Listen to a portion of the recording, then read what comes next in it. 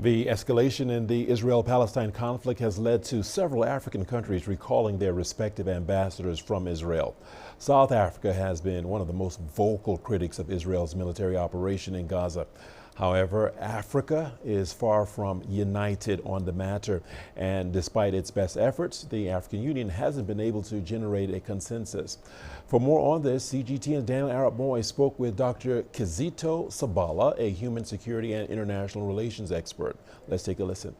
Dr. Kizito, what is your take on the position of African countries on the Israeli-Palestinian conflict? I think the African Union has pronounced itself on this matter. It has stated very clearly that the sovereignty and the independence of the Palestinian state must be respected, and the two-state solution should be negotiated to its logical conclusion.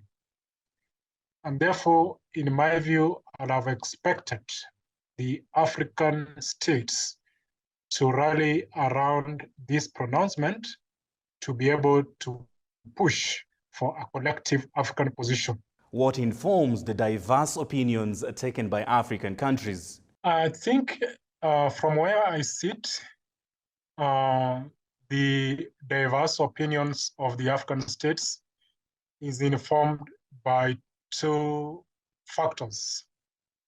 The first one is that most of the African states are allies to the United States, and the United States has taken a position on Israel, which is very historical, and therefore, in order not to derail or rather be seen to oppose the Americans, the African states have decided to take it slowly. So what are the consequences of their actions? Unfortunately, the consequences of the African states' diverse positions on Israel-Palestinian conflict seems to affirm the long-standing notion that African nations rarely speak with one voice. And I think the conflict in Gaza has affirmed this position.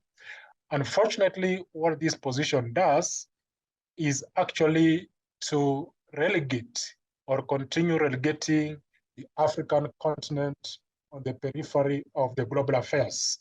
Even where they're supposed to make their positions very strong, they come out as weak states, and therefore being unable to be part and parcel of the setting of the new agenda in the global relations.